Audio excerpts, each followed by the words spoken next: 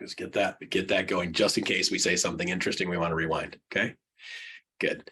All right, so a couple of categories. So let's go back. Market info 101. Okay, so Josh, you've been a real estate agent for how long? 3.5 years. Okay, Anna, you've been a real estate agent for how long? In months? She's still measuring in months. Just over a year. Yeah, 12 months old. All right, cool. So good. You survived the first year, right? So one of the things that we find with a lot of real estate agents, and I had this conversation yesterday in Chicago, is like most of them don't understand what a normal market is because they haven't seen a normal market, right? So in most markets, normal market is, here's the curve of a normal market.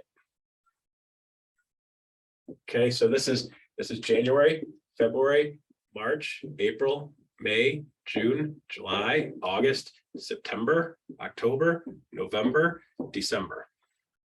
Okay, so this is a very typical real estate curve, right? So as we're running through this curve, what you'll find is here's a summer selling season. That's why I always talk about summer selling season, right? So when you look at the Naples market is actually more like this, right, Josh? So you got January, February, March, April, May, June, July. It slows down. August, you got September, October, November, and December. Things are picking up, and they kick into January, right? So Naples is more of an inverse market because it's more of a rental / winter market, right? Their population soars in the winter time, so their sales are actually up when everybody else in the world is down. Okay. But in most markets, typical markets, in Tampa ran like this, very, very clearly like this for many years. Detroit runs like this, Chicago runs like this, Indianapolis runs like this. Northern cities run very similar to this consistently, okay? So here's what happens. Typically in the September time of year, you see a massive drop off in sales and a huge spike in listings. So here's the thing. When we're looking at the typical real estate market, this year in a lot of cities, it's much more similar to a normal market than it is to an abnormal market, which is what we've had over the last 5, 6, 7 years, right? So here's what happens over the last 4, 5, 6, 7 years. You got January, June, July, August, and this is what it was: January, February, March, April, May, June, July, August, September, tiny little dip, October, November, December. Okay. It was like this. So instead of seeing like a 50% plus increase in sales, it was like sales went up a little bit in the summertime, but they never really went down in the wintertime because there's such a low supply of homes. So what you've been seeing over the last 4, 5, 6, 7, 10 years in most markets is something more like this. The curve is almost completely flat. So when we see a dip of 30, 40% home sales in September, and an increase in inventory in September, what we're hearing out in the market right now is people going, oh my gosh, inventory is going through the roof right now, and sales are way down. And I will tell you, in a normal market, that's normal. Okay, now the question is, if it stays down and goes like this, then we've got a problem coming. Okay, so it's important that you understand the context of this, and it's important that I remind you of the context of this, because if you haven't been doing this for 16, 17, 18 years, you don't know this is normal. And every year, all of the newer agents like, Russ, I don't understand what's going on. Everything stopped. Nobody's calling me. My phone stopped in September. It's dead through October.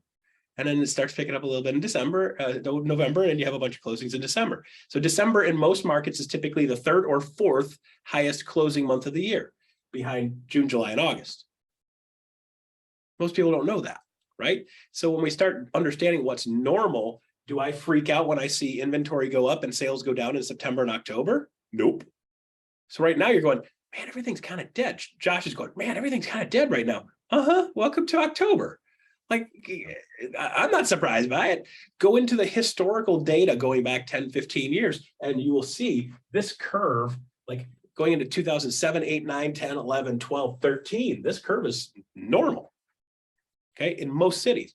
This has been what it's been for the last 3, 4, 5, 6, 7 years. So it completely messed everybody up. Okay, so what's important to know is what do consumers need to know? Okay, so it's important that you talk about what is normal. Okay, so we talk about what is normal in a market. So this time of year, you might hear, so let's do a quick market update on normal, okay? Here we go. Watch this. When my hand goes down here, I pause for a second, and then I'm gonna do my update, and then I end like this. So I can clip that out of this video, and you can use that as a market update, okay? So here we go, ready? Hi, I'm Russ Laggan, the Real Estate Dude, and today I want to talk about real estate normal market.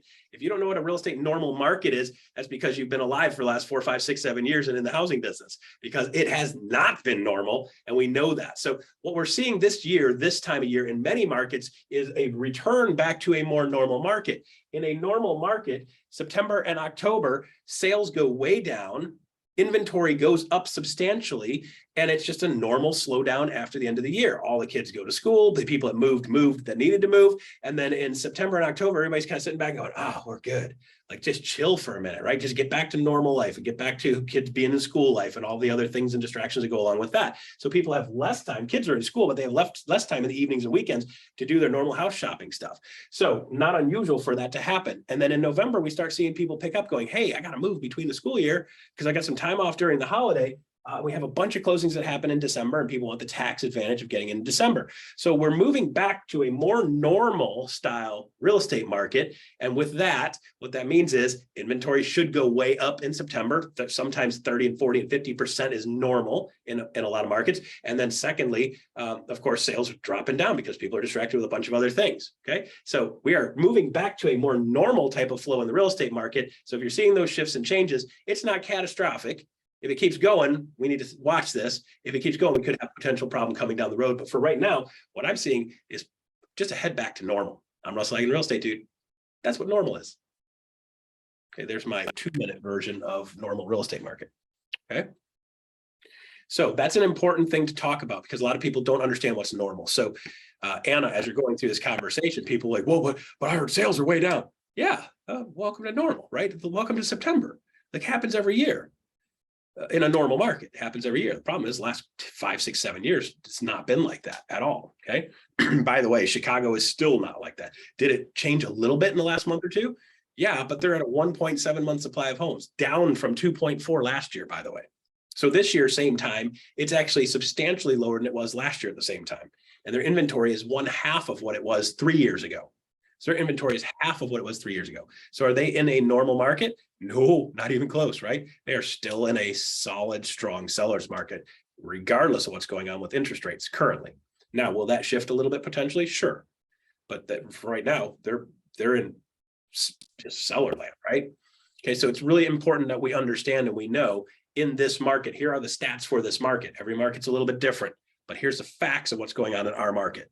By the way, nobody in the room knew that it was still a seller's market. Nobody in the room knew that the sales prices were still climbing. Nobody in the room knew that the inventory actually had dropped year over year. No one.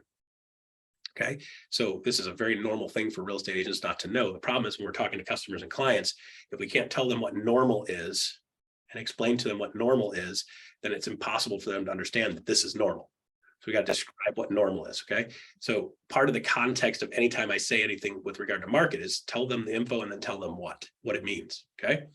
So one of the things that's really good to make sure we talk about is inventory. Okay, we talk about inventory, we talk about sales, we talk about supply, and we talk about median house prices. Okay, do we have to talk about all of them in one video? No. So like yesterday, I talked about supply of homes and what the median sales price did and what that means to people thinking about selling. Because I want people that are thinking about selling to go, oh, wait a minute, now's still a good time to sell. Okay. So these are the categories you go through. Inventory is pretty simple. If you're going to do a short version on inventory, you can show a graph or whatever. So here's what's happened with inventory over the last 7, 8. So here's inventory. Here's 2008. Right? Here's 2012, here's 16, here's 20, right? 22, and then we're seeing a little tiny tail up. Okay, you can even show this graph if you want to. A lot of the like matrix. Josh, do you have matrix? Are you in the matrix system there too, or no? or Naples? Yeah, I'm on Matrix. Okay, so Matrix has that little tile down in the bottom right corner. It's like, you know, the inventory, to the market stats tile, right? The market stats tile has this little graph, right? So most people are seeing this graph as supply went down, down, down, down, down, down, down over the last 8-9 years, and then you're getting a little tail up. We're still not even close, you know. So if you look at that tail, where is that tail here? Where is that tail compared to 08, right? It's still way below, right? Where people feel like this is what people are feeling like they're looking at, right? They feel like this would be the norm, right? That's what they're expecting. They're like, hey, inventory's way up, but inventory's still way down under 8, 9, 10, 11, 12, right? So while inventory has come up, it's still not even close to where the levels are from 2018, 19, 20, even 21. So it's still below 21 levels. So when people are like, hey, 2020 and 2021 were fantastic, super low inventory. The inventory levels are still below those numbers. So why isn't this a great market? Right? So it's a matter of just making sure they understand the context and say, okay, yes, inventory is up, but it's still way below 18. And in 18, everybody's like, man, this is a great market. So what changed, right? It's just the way they feel. The numbers and metrics and facts are the same. The feel is different. Okay. Does that mean this is a catastrophic end? No. But if we cross into 6, 7, 8, 9, 10 months supply of homes over the next 6, 8 months, that's when we say, hey, now we're looking at a real slowdown. Okay. Prices don't start declining on houses until you typically get about 6, 7, 8 months supply of homes. At 1 and 2 and 3 months supply of homes, house prices continue to rise. Okay. So one of the other things we could talk about too is median sales price, right? So let's jump on that one for a second. So median sales price, how do we have a conversation about that? Okay, so what has the median sales price been? Let's refresh. What does median sales price mean? It's from middle and from the lowest to the highest, right in the middle. So there's 1,000 homes for sale, right? And then 500 one. Yep. So like this sale number 500, halfway in between, I'm going to stack them all out. One of them 64 million. The other one's $300, right? There's 499 on this side. There's 499 on this side, right? That one that's right smack in the middle between those two, 499 above, 499 below would be the median.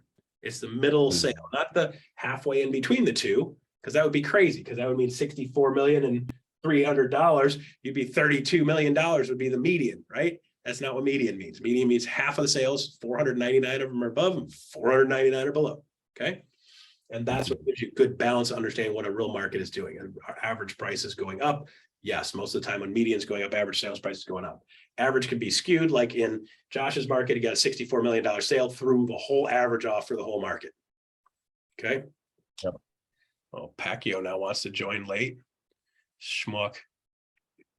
Yeah, actually, Naples average right now is 845,000, and then their median is 560. So, right, that means half of the sales are below that number, the other half are above. Welcome, Pacquiao. I was just busting your chops. Like, Pacquiao's here. What a schmuck. So, hey, Pac, what's going on, bro? All right. So as we go into this conversation, we're talking about median sales price. So people want to know is like, what is happening with sales prices? So in this area, so you can pull some specific data. So Anna, let's say, for example, you want to pull just like your local. So for me, I would say, okay, from within 5 miles of this location, the median sales price in this market was 3 years ago, and here's what it is now. Right. So if you're living in this market and you're saying, okay, I'll go with the Chicago numbers from yesterday, right? Chicago numbers were pretty straightforward. 230K was their median sales price 3 years ago, right? And then 290K is what it is today. Okay, so if you're thinking about buying a house in this market within 5 miles of this location, that same house is going to cost you around $60,000 more for the same exact thing. Right. So now why would that be important? Well, that's important because when you're having normal conversations with people, they're like, well, I don't know if I should buy or not now. I said that yesterday when I was talking to the people in Chicago. I said, anybody's like, well, I don't know if I should buy or not now. Well, let me ask you this. The median sales price went from 230 to 290 in the last 3 years. So basically every year for the last 3 years, you've lost 20 grand a year. Okay. So let me ask you, how many more years do you want to do that? And he's like, well, none. I said, well, let's take this and make this even worse, right? If you take $20,000 divided by 12 months, what is that? I made him pull his calculator out and do the math, right? By the way, it's 1,666, just so you know. I was like, wow, that's like the mark of the devil right there with a 1 in front of it. I was like, you think God's trying to tell you should buy a house right now?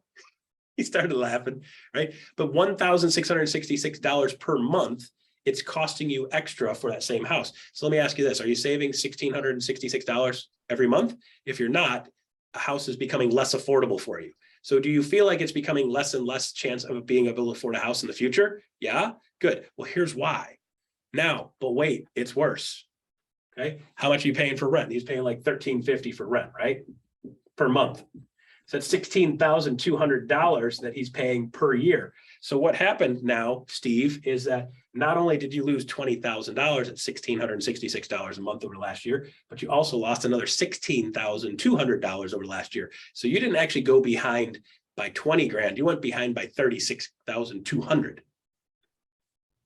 So do you see why people are saying housing is becoming way and way less affordable? If you wait another year, based on the last 3 years, you're going to lose another $36,000. So how long have you been renting the place you're in right now? It's 2 years. I said, okay, so you're basically $72,000 in the hole over the last 2 years. Are you good with that? And he goes, well, no, I'm not good with that. I said, these are the types of conversations we need to be having with our buyers. So we're talking about market data. This market data actually makes sense to them on why they should do something. So this is part of that kicking buyers off the fence.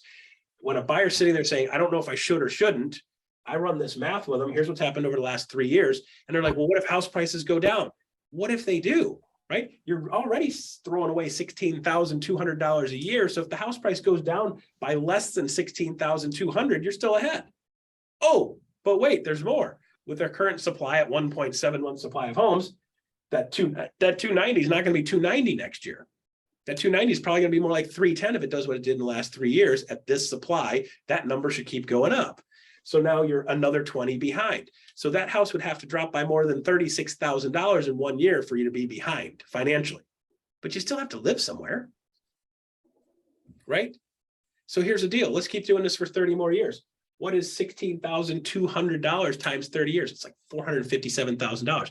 You're going to pay $457,000 over the life of renting a 30-year house, rent or rents. And that's only if nothing changes on rents. Have rents been going up? Yeah. So let's say conservatively, you're $457,000 in the hole versus you buy a house for $300 and it doesn't go up at all over the next 3 years. At 30 years, how much can you get for your house? $300. You're $300 ahead because right now you had zero. You just spent $457. Now you got plus $300. So are you sure you want to keep waiting? This is why people talk about the real estate home buying purchase and buying a home and owning a home as being the most important financial decision you can make, because it puts you automatically $457,000 ahead of losing all of that. It's $500,000, right? Are you sure you want to keep dicking around with this? So that's how you talk about the sales price and convert that sales price into information that makes sense.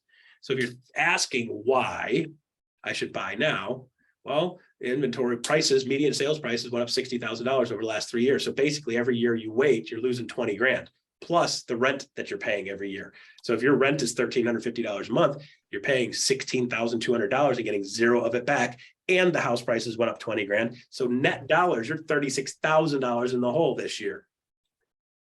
Congratulations on making bad financial decisions. Okay. So you can see the messaging in behind that, to not just tell them, well, you know, it's important to buy a house. Just on that one point alone, it's important to buy a house. Okay. So let's simplify that down. Okay.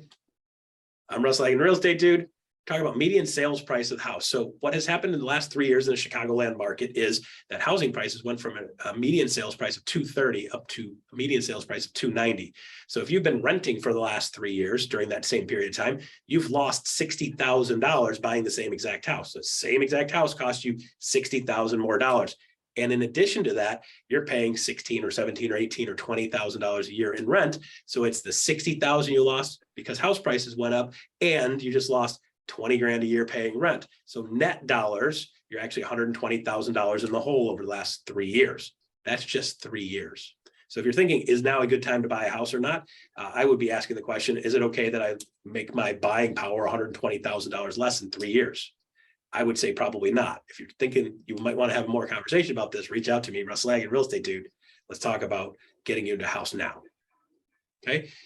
That's the kind of short message, about minute long, talk about median sales price and how that applies to them, right? Of course, I don't want to tell them all the info at the same time because it's overwhelming, but you're going to catch that one's going to catch that one person. And then I can do another short one on supply of homes. Okay. So what is supply? Really clear. Total number of inventory houses divided by how many sales there are, right? So let's do the math. If there's 10,000 homes available in our market and there's 5,000 sales in the last 30 days, we're at 2 months supply of homes. Total number of houses available by how many sales we had in the last 30 days. So here's a cool part for you guys. You can pull any market anywhere, including specific neighborhoods, right? So I can go into Suncoast Meadows, right, over by Suncoast Highway, and say, okay, Suncoast Meadows only, how many houses are available for sale, and then how many closed in the last 30 days. So I can literally just do Suncoast Meadows, total listing number, right, which is going to be like 12, right? And then how many houses in there sold in the last 30 days? 7, 8, right? Less than a 1 month supply of homes there probably would be my guess. I don't know, run the math, right? But you can get really specific and really granular. So if I'm talking to a specific person, or I'm going out to a restaurant, I can say, hey, by the way, within a 5-mile radius of here, which is what I did in Chicago yesterday too. It was the golf club. We were in a golf club room in a clubhouse, which was super great. The view was amazing, right? I could picture myself losing a bunch of golf balls in that pond. It was beautiful. So with that said, I said, hey guys, within 5-mile radius of here, here's what your numbers are. And they're all like, oh, wow. Well, it's super easy to be able to pull what the actual supply is within a specific market. So if I'm going out to a specific place and talking to people, I'll just like, hey, let me pull within 5 miles of here. And people go, oh yeah, that's the immediate area. Instead of guessing, right? Chicago overall is completely different than some independent pockets within Chicago.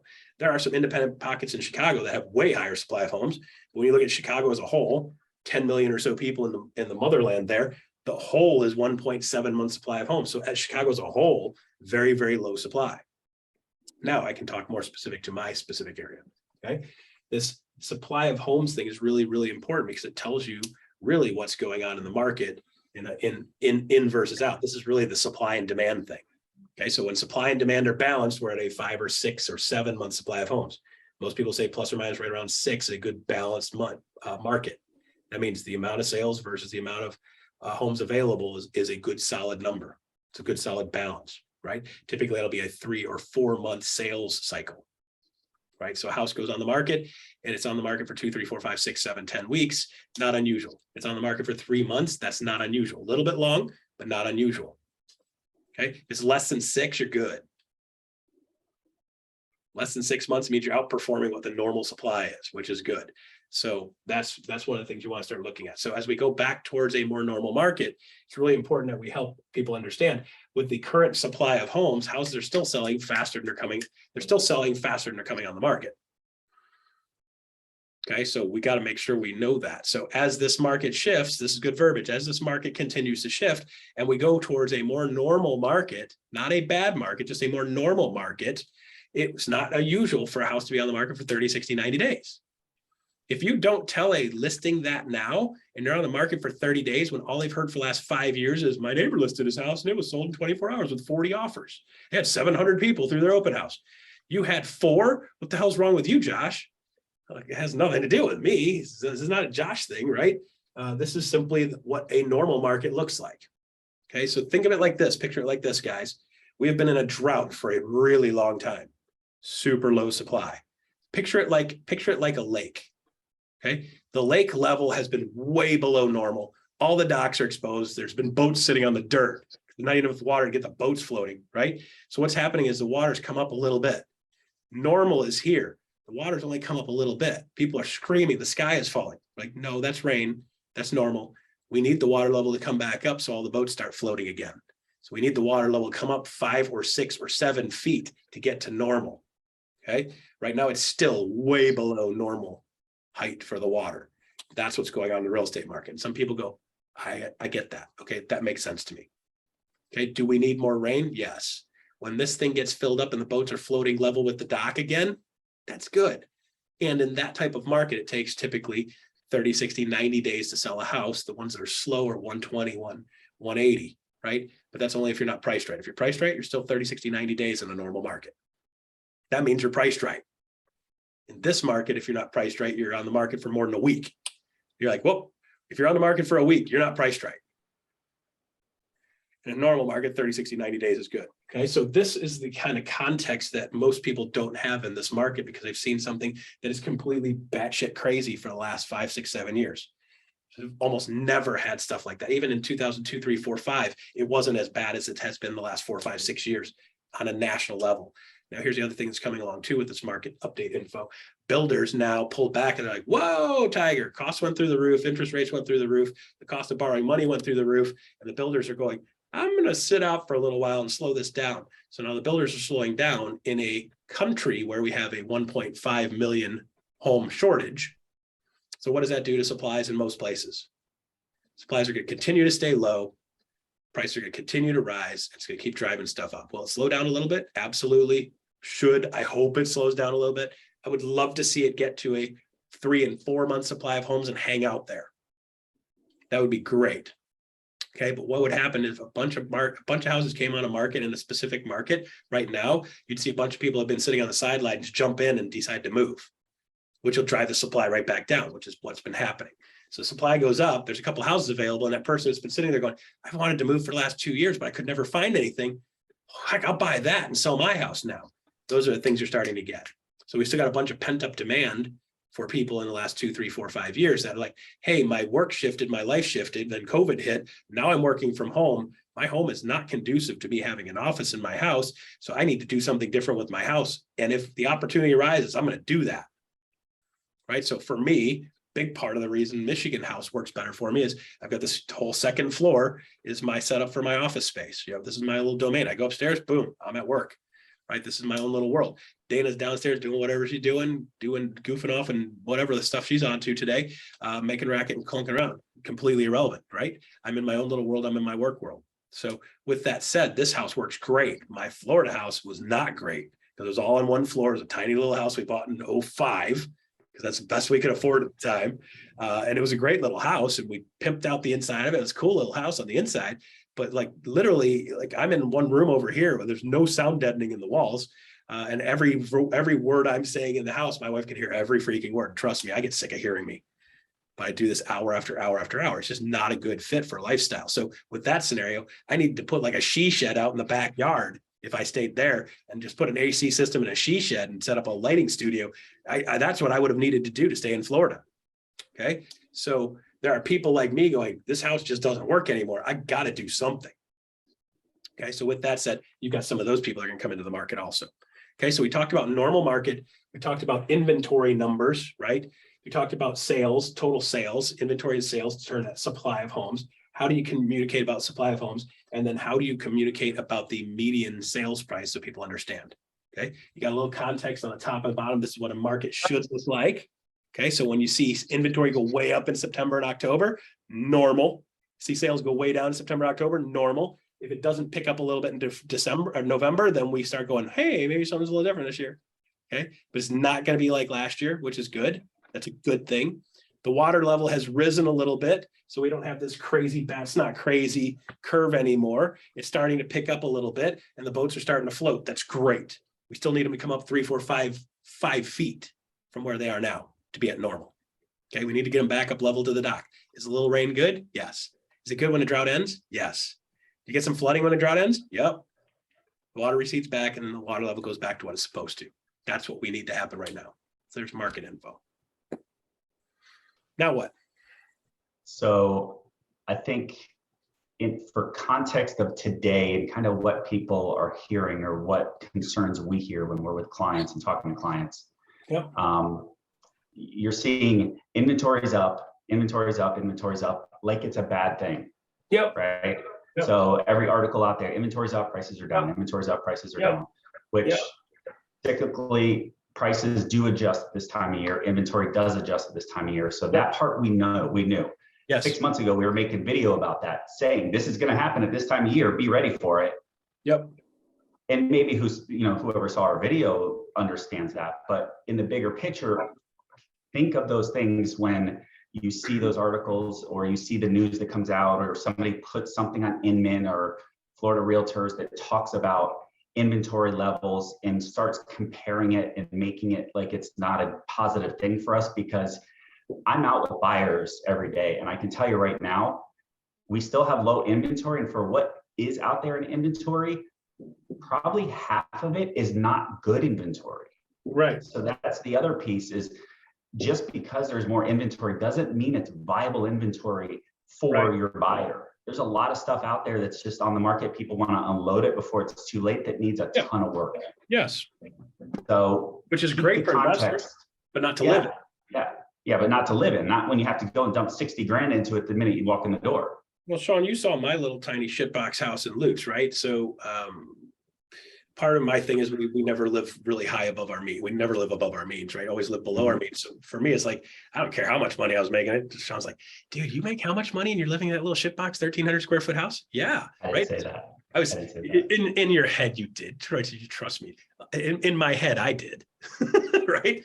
Like, do the math. But for me, it's like, I would rather see a massive 6-figure number going into my bank account I've stockpiled a shit ton of money in 4, 5, 6 years, right? Didn't increase. So the thing is, people increase their income and then they increase their expenses and they're still broke and struggling, right? So I did the exact opposite, which was increase my income by like 5-fold and then didn't spend more than $1 or $2 more, right? I had my Lotus. And by the way, the thing cost me like $8 grand to drive for 4 years. It cost me $8 grand for 4 years, right? And then I bought the 911 and that one stayed even until it got crashed. And then the last one I actually made 10 grand on. So they're like, well, yeah, cool car. Yeah, but I'm making money on these. Like these things are costing me way less than your Explorer or your Camry, right? This thing cost me less than a Camry. Okay. So making good financial decisions is part of that game.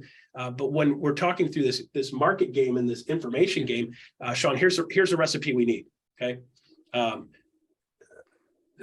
Let's go back to that for a second. So the house I had was turnkey, right? And the reason it went top dollar is because it was completely turnkey. And literally the inspector came out afterwards. I'm like, hey man, like give me a quick list. And if there's anything I can tackle, I'll just knock it out, right? So like I'll automatically tell me what it is and I'll tell you what we're doing before they even start he's like, dude, there's nothing in this. There's nothing. There's one GFI that's not working. I'm like, dude, I'll have that done in the next hour. I've got one in the bucket over there. And he's like, that's it. Like, I don't even know what to do with this. I've never seen one like this. I'm like, well, yeah, it's how I like to roll my house is have most of the stuff done. Aside from some stuff that has some wear and tear stuff, it was turnkey, which means boom, it's instantly gone. Nothing else in the market at that time was turnkey. Nothing, particularly that small and turnkey. So the junk that other people were seeing, man, you walk into a house that's done, it's priceless. So the way to get top dollar right now is just eliminate some of those small things. You get turnkey, you get way more money. You're going to spend $2,000 or $3,000 to button up some little crap. But man, it's like, it's gold. You can convert that to 10, 15, 20,000 because most people don't want to touch that stuff. They just want to be able to walk in and not touch anything. That's normal, particularly in Florida. Okay, a little less so in Michigan and other markets I've been in. But Florida, people want a house they can just walk in and just don't have to change the paint color, right? Okay, so Sean, you said something earlier that was important. You're seeing articles that say this and people talking about this. So you can do simple things like, did you see this? Did you see this? Well, here are the facts for our market. So, and here's a perspective. I'm not going to say they're wrong. I'm simply saying you might have seen this, you might have heard this, but here are what the facts are going on in our market. So in Chicago yesterday, I said, you guys might have heard inventory is going way up, right? And they're all like, yeah, prices are going down. Yeah. Tons of price reductions. Yeah. Supply of homes obviously is going way up, which means house prices should be going down, right? And they're like, yeah. I'm like, well, let me show you what the actual facts are for your market. It's a complete opposite on all fronts. And they're like, what? And then I showed them. There's the difference, right? So Josh is out there and he's like, well, let me tell you. Now let me show you, right? So I have to show you. So here's the facts. Here's what the numbers are. Here's what the market is. Here's where the parts are. So let me show you what the actual facts are. Here's a screenshot of our MLS, 1.7 month supply of homes, right? This isn't me making this stuff up. Here it is. That's a fact, right? So you might have seen this, but here's what the fact is. Let me show it to you. Now, what are you going to do with that info? It helps people make better decisions, right? This is a good salesperson. You might have seen this. Let me show you what the fact. Here's what the facts are. Let me show it to you. Now, based on that, what should we be doing? if they understand it, they're like, well, maybe I should be buying a house right now. Yes, you should. But interest rates went way up. Are you renting right now? Your interest rate is 100% right now because you're renting. So 7% is nothing compared to 100%. So if you're renting right now, should you be buying? Yes. Boom. Okay. So that's the recipe for that stuff that you're seeing to counteract. Because I don't want to say they're wrong. I'm just simply saying this is their info. This is their facts based on their market. Here's what facts are in our market, just so you know, because it's not like what you're seeing. Then you show them. Okay. That solves the problem and helps you build your credibility and helps your people make better decisions. And then they'll thank you for that. Okay. I thought I heard Pack there chopping away. What do you got, Pack? Question for you. I'm trying to do the math for the inventory. Yeah. Check it out. So to piggyback off of that, I want to be clear. You said 12 active listings on the market divided by listings that sold in 30 days. So if it was 12 divided by 40, my calculator says 0.3. What is that exactly? What does that mean? So here's the deal. You've got an inverse proportion. So the math is upside down. You got 12 homes available and there are 40 closings, which means if you don't bring any other sales to the market, no other listings to the market, everything in the market is selling in like 4 or 5 days. 3 days. So well, 3, 4, yeah, 12. Well, actually 12. No, it'd be 4 days. Okay. So what that means is you have 4 days of inventory. correct. But I just want to understand the calculator, it says 0.3. So is that 3 days? Yeah, plus or minus. So yeah, probably. Okay. Probably more like 4 to 12 divided by 40. How many times does 12 go into 40? Less than 4. So it's 3.7 probably. So 3.7 days. So just under 4 days supply of homes. Gotcha. Just wanted to be 30-day clear. month. Yeah, no, that's great. Just wanted to be clear on that. Yeah, so that isn't what people describe as hot. That is what people would describe as batshit crazy. Okay, you have a 4-day supply of homes. If nothing else comes on the market, there will be 0 in 4 days. But what you're more likely to see, which is what Sean's pointing out, is of those 12 homes that are for sale, they've got 8 of them or 9 of them or 10 of them are priced at full turnkey, smackdown, knockdown, drag out, gorgeous, ready to rock and roll price with smackdown, burnt feet and bacon smell. So they should be $20,000 and $30,000 and $40,000 less than the turnkey stuff to be even. So what you're seeing in this market is people coming into the market, and a turnkey house should go, let's just say 300 as a round number. Okay. So 300, this is turnkey place, right? By the way, don't ever say turnkey in villages. Turnkey means everything in the house, including the furniture and the stuff goes with it.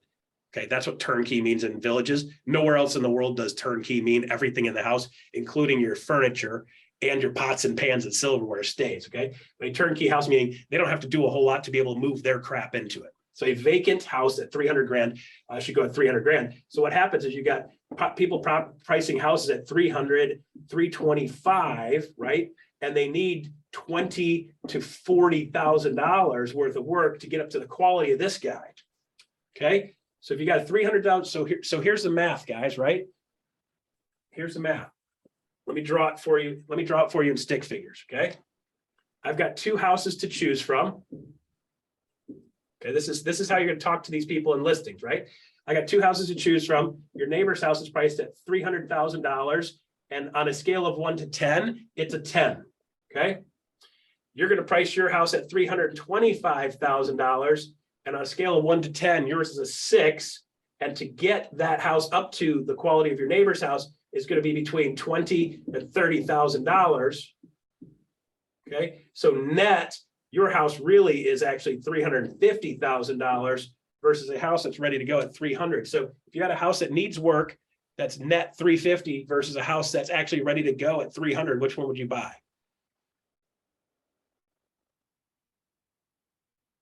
You're going to buy the 300 all day. I would. So you wouldn't even buy your own house. And that's why this house is sitting on the market. So if you're going to compare your house at a 6 to a house that's a 300,000, that's a 10, you're going to need to be 275 or maybe even 265 to be able to offset this cost so that you can compare these two even. So now if you've got 2 houses to choose from, One's 265,000, needs a little bit of work, needs about $25,000 worth of work. The other one's 300 and is ready to go. Which one would you buy? If you're willing to put- 265. yeah, if you're willing to put the work into it and you want to make it your own, and you can put your own stank on it versus just taking somebody else's stuff and then changing colors and paints and so forth. This one I can come in, put in the paint color I want, put in the countertops I want, do a little bit of tile work, do a little bit of cleanup, throw in some new carpet, do a little bit of landscaping, get this one to look as good as this one, but my flavor. A lot of people will take that bet. So you'd think this would be a 50-50, but it's actually more like a 60-40 at this point. If a real estate agent is smart and they're able to say, hey, we could buy a lower expensive house, you could put 15 or 20 into it, or if you do it yourself, 5 to 10, and you can have a house that's as nice as that one, it can be all your flavor. If these buyers have cash, done, easy stuff. If they don't, you got the FHA loan, right? To the 203K. Show them to the 203K. Right now, you can finance in those things to the house and buy this house and make it worth your own, make it work for you, make it your own, right? So I get this house, I can finance the whole thing, and I get the house the style that I want because I can put in I can put in all new appliances, I can put in new countertops, I can do a little bit of tile work, do a little bit of cleanup, and paint the whole thing and do some landscaping. I can do all of that with a 203K rehab loan, and now I have a house that's worth 300, looks as nice or better than the 300 because it's all brand new, and it's my style. That's how you kick a buyer out of that loop. So that the buyer says, yeah, let's go with the lower house that needs more work. And if they don't have the cash, fine, let's do a 203. Okay. But in reality, when you're looking at that, and Pac, you got 12 houses in that market with 40 sales. Like that number doesn't even make any sense either. Because like, how the heck can you have 40 sales when there are only 12 available in the first place? Because it wasn't like there was 37 or 42 last month, right? So that number doesn't make a whole lot of sense. I would double check that because it just doesn't really make sense to have 12 unless everything stopped for a little while, inventory went way up, and then boom, just dropped right back down. It's possible, but it wouldn't be normal. So I just double check that. But yeah, 3-day, 4-day, 5-day supply of homes. It's crazy. Okay. Does this make sense when you're trying to make sense with people based on market and what the market's doing? Okay. So again, you got to sit down with them and show them, right? And ask them, what do you think it would cost to get this 275 up to the same quality as the other one that was 300? If there was a way to do that and you could make it your own, your house is now a 300 quality and you make it your own, would that be interesting to you? They say, yeah, maybe, right? So this goes back to, hey, you saw this house, you saw this house, here are the facts, right? And then let's show them how to make that work. It's the same recipe. Mm-hmm. Let me show you how to make this work. We can make this 275 work. Most people will be like, no, that place is a wreck. Okay, great. If I could show you a way to make that house work where you actually come out ahead, would you like to talk about that? Like, what are you talking about? Okay, great. Let's talk this 275 and you put 25 into it, right? We could do a 203K if we need to. If you've got cash, great. You have the same house, 10 quality, and it's your style versus having to go into the 300. Now you're gonna have to spend 8, 9, 10 to get that one up to the style that you want. So now you're actually comparing 300 to 310. You're actually ahead by taking the cheaper one, putting your own stank on it. Okay, so that's the way you start to sort through buyers, because buyers are just like, but I want just something turnkey. I want move-in ready, move-in ready, move-in ready, move-in ready. After showing them houses a number of times, you may have seen that what we're looking for doesn't exist right now. Here's the facts going on. So we're going to have to actually adjust down because this is what people are doing now. They're not able to get the pie in the sky, amazing, beautiful house for a price way over asking price. Saying only stuff that's left out there right now are the things that nobody else wanted. So if I could show you how to make this a house that is something you would want, are you open to talking about that? Now you've got an option for a buyer that's going nowhere, that's just disqualifying everything, and you can show them how to, let's see if this one makes sense. Now I can walk through the numbers and the metrics and show them how that house will actually be less money out of pocket and they'll have it their own way. And sometimes a buyer will go, I didn't think of that. I didn't think of it like that. That's why I always did really great when we were working buyers. I could show them a path that made sense. Let's walk through the numbers, scratch through it. You don't have the cash? Fine, 203. You can't do a 203 now if the market's flying, but if there's houses that smell like burnt feet and bacon and aren't style and they're sitting on the market for a little while, 203 now becomes an option because it's the only offer they have. Something's been on the market for 30, 60, 90 days in this market. Are they going to be open to saying, hey, yeah, I'll take the extra time for a 203. 203 takes about 6 weeks to process versus a normal one because you got to get contractors out there to quote stuff. Right? little different flavor there. Whew. All right, any other questions? Good. Yes, sir. All right, guys, there you go. Now you know. Got something you can take and stick. Weird in. that my thumb